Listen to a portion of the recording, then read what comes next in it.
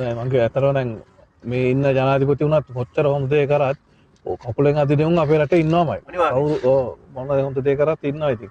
අවුරුදු කීයක්ද ඔබතුමා ඉතාලියේ? දැන් නම් 20ක් විතර වෙනවා ඉතින්. 20ක් විතර. මේ අවුරුදු 20ට මම හිතන්නේ කෝටි කීයක් ලංකාවට යවන්න ඇද්දනේ? ඒක නම් තාම බලලා නැහැ ඉතින් විදේශින් සෑහෙන ඇවලා ඇති. තානාපති කී දෙනෙකුට පඩි ගවන්න ඇද්දනේ? සෑහෙන. ඔව්.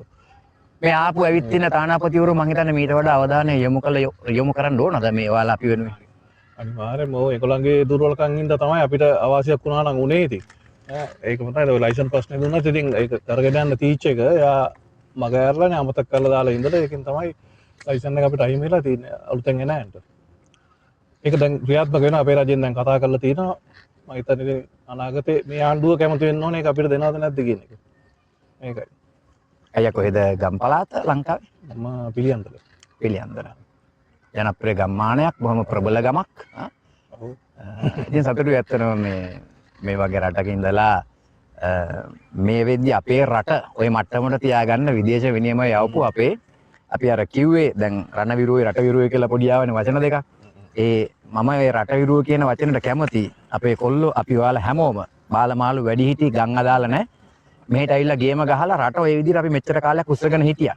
අර වගේ පුංචි තැන් නෙමෙයි ලයිසන් ප්‍රශ්නේ ප්‍රබල ප්‍රශ්නයක්. ඕක මං හිතන්නේ ක්ෂණිකව දැන් විසඳෙනවා. මේ වෙනකොට අමතුමාම කතා කරන අපි දැක්කා ගොඩක් විස්තර මේ ලයිසන් එක තියෙනවා නම් ලංකාවේ එකෙන් එලවන්න පුළුවන් ගිහිල්ලා ඩ්‍රයිවිං කරන්න පුළුවන්.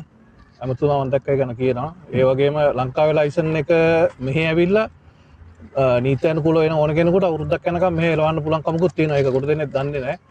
ඒකත් මම හිතන්නේ මේ පාවිච්චි කරන්න පුළුවන්. දැන් සමහරව ඒක කරනවා. ලංකාවේ ලයිසන් එක මෙහෙ එලවන්න පුළුවන්.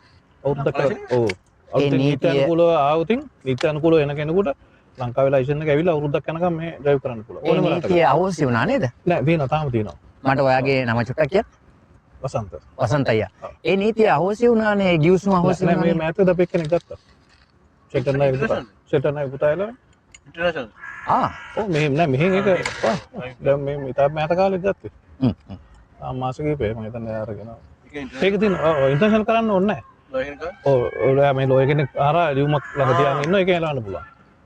ඒකයි මේ අපේ අමතුමත් කියන හඳුන්වන්නේ මම ඔව් බොහොම සුබාරංචි.